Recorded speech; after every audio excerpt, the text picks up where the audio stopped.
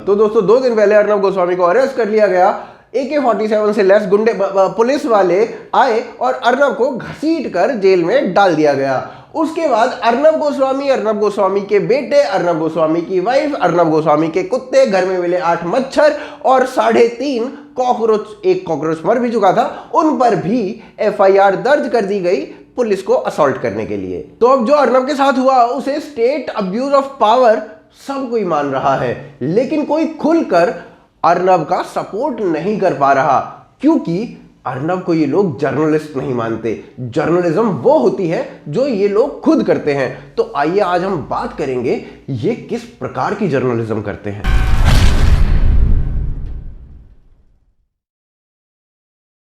तो हमारे इन तथाकथित जर्नलिस्ट्स को अर्नब गोस्वामी से काफी परेशानी है, क्योंकि वो उनके द्वारा सेट किए हुए रूल्स को फॉलो नहीं करते। साथ ही साथ अर्नब गोस्वामी के साथ जो भी हुआ उसे स्टेट अब्यूज ऑफ पावर ये सभी मानते हैं, मगर स्टेट को या स्टेट गवर्नमेंट को फासिस्ट गवर्नमेंट बोल पाने में ये सक्षम नहीं है। इनकी ऐसी की तैसी हो जाती है। फासिस्ट गवर्नमेंट तो छोड़िए, न्यूयॉर्क टाइम्स तो शिवसेना को प्रोग्रेसिव गवर्नमेंट बता देती है। मतलब कांग्रेस से हाथ मिलाओ और प्रोग्रेसिव बन जाओ, बड़ी तगड़ी स्कीम है।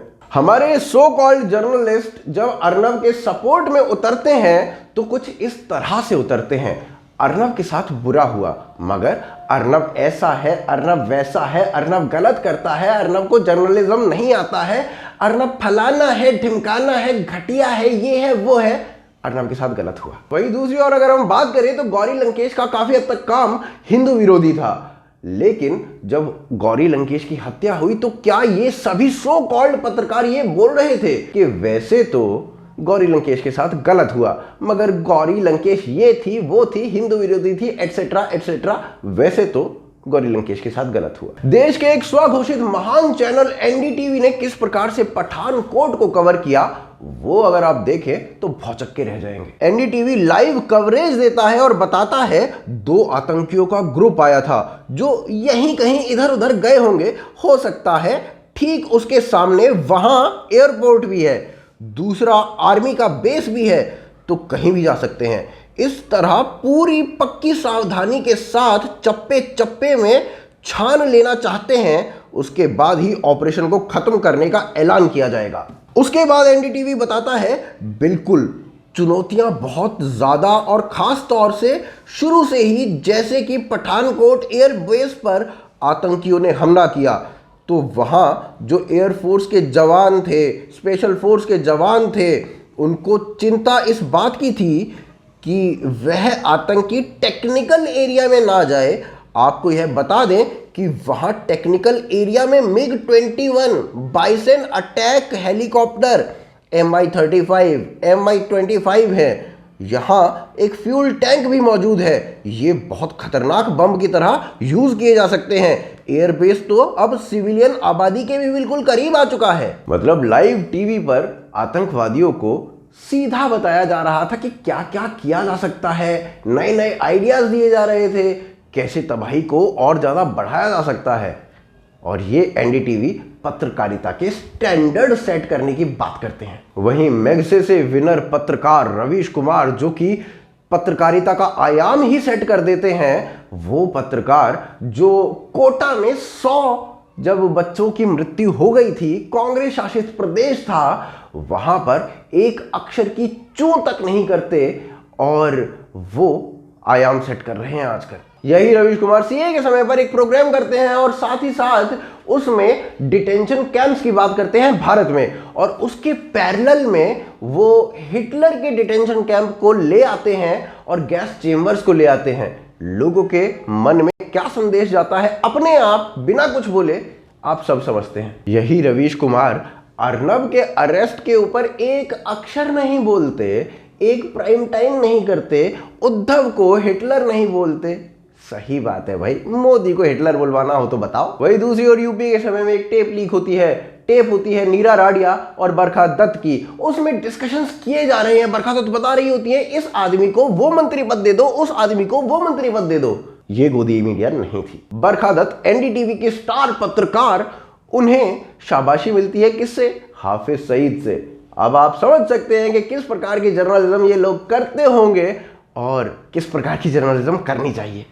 मैं देख रहा हूं कि वहाँ बहुत बरखा दत्त जैसे लोग भी मौजूद हैं, बहुत अच्छे बात करने वाले भी मौजूद। अभी देखिए कांग्रेस में जो गुफ्तगू हुई है, कांग्रेस ने की है, बीजेपी से कहा है कि भाई आप पाकिस्तान पर इल्जामात मत दो, आप अपने घर को देखो। वहीं अरुंधति रॉय जो लिखती हैं अफजल गुरु की जुडिशियल किलिंग हुई थी, जो कश्मीर पर अपना स्टांस साफ रखती हैं कि भाई भारत का तो है नहीं। And very aggressively said, "Madam, is Kashmir an integral part of India or not? Is Kashmir an integral part of India or not?" About 5 times. So I said, "Look, Kashmir has never been an integral part of India." Arundhati Roy को Ravish Kumar, NDTV के पत्रकार और ये पूरी left lobby एक intellect मानती है, मगर अर्नब पाल घर साधुओं पे अगर सवाल पूछ लें तो वो गलत हो जाते हैं। रवीश कुमार पहलू खान के मर्डर पर बोलते हैं कि 100 हिंदू लड़कों का ग्रुप जाता है और उनको मार देता है। वहीं जब बेंगलोर में घटना होती है तो धर्म जात कुछ सामने नहीं आती। एनडीटीवी की स्टार रिपोर्टर निधि राजदान, उनको लंदन में अवार्ड मिलता है 2 साल पहले, और अवार्ड दिया जाता है कश्मीर की सही आवाज उठाने के लिए। और अवार्ड देने वाली संस्था पता है कौन होती है? JKLF, यानी कि जम्मू कश्मीर लिबरेशन फ्रंट। यासीन मलिक इनके फाउंडर हैं। और आपकी जानकारी के लिए बता दें कि JKLF को अनलॉफुल एक्टिविटी एक्ट के अंतर्गत भारत में बैन किया हुआ है। एनडीटीवी के स्टार पत्रकार को इनसे अवार्ड लेते हुए शर्म नहीं आती। Slow claps. इस तरह की जो मीडिया है ना, इसने बहुत तगड़े 2 काम किए हैं। पहला काम ये कि कश्मीर में डर का माहौल है, और दूसरा 2014 के बाद मुसलमानों में डर का माहौल है। याकूब मेमन जैसे टेररिस्ट इन्हें इनोसेंट लगते हैं, उनके लिए पिटीशन दायर की जाती है, और जब उनको हैंग किया जाता है तो इस तरीके के आर्टिकल्स भी लिखे जाते हैं। साल 2004 में एक फांसी बड़ी पॉपुलर हुई थी धनंजय चटर्जी की। धनंजय चटर्जी एक रेपिस्ट था। उसने एक 14 साल की स्कूल गोइंग लड़की का रेप किया था, उसके बाद उसका मर्डर कर दिया था। धनंजय चटर्जी ने जो ये कांड किया था वो 1990 में किया था, और साल 2004 में उनको फांसी लगनी थी। 2004 में मीडिया ने धनंजय चटर्जी के लिए ऐसा सिंपैथी का माहौल बना दिया कि हर घर में केवल यही बात हो रही थी, फांसी नहीं होनी चाहिए बेचारे को। उस समय की बंगाल की सीएम की पत्नी ने बयान दिया कि धनंजय ने घटिया क्राइम किया है, उसे फांसी होनी चाहिए, मगर मीडिया धनंजय के पेरेंट्स को दिखाकर सिंपैथी बटोर रही है अपराधी के लिए, जबकि विक्टिम के पेरेंट्स को दिखाया ही नहीं गया। उस समय कौन सी मीडिया होती थी और क्या मीडिया ने सही किया? सवाल आप खुद से पूछ सकते हैं। जेएनयू में लगे नारे और अफजल की सॉलिडेरिटी में हुई सभा का खंडन ना करना, विरोध ना करना, मगर स्क्रीन काली कर देना उनके सपोर्ट में, और उसके बाद शर्म के मारे खुद ही उस वीडियो को प्राइवेट कर देना, जर्नलिज्म है। शारजील इमाम जो देश को तोड़ने की बातें कर रहा था, उसके सपोर्ट में वीडियो बना देना जर्नलिज्म है।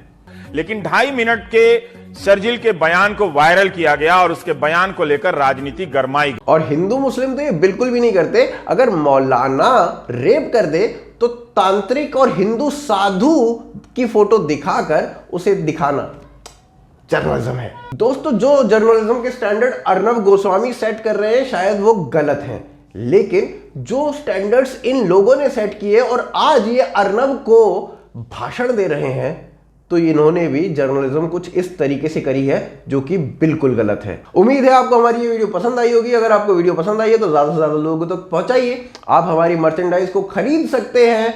मर्चेंडाइज खरीदने के लिए आप भोकालफैक्ट्री.com पर जाइए। जल्दी ही हम विंटर कलेक्शन भी लेकर आ रहे हैं, और साथ ही साथ आप हमें सपोर्ट कर सकते हैं patreon.com पर ज्वाइन बटन के थ्रू। दोनों ही के लिंक जो है नीचे पिन कमेंट में है और डिस्क्रिप्शन में दिए गए हैं। साथ ही साथ आप हमें ट्विटर, फेसबुक, इंस्टाग्राम, टेलीग्राम सभी जगहों पर फॉलो कर सकते हैं। आप देख रहे हैं आज की ताज़ा खबर। जय हिंद, जय भारत।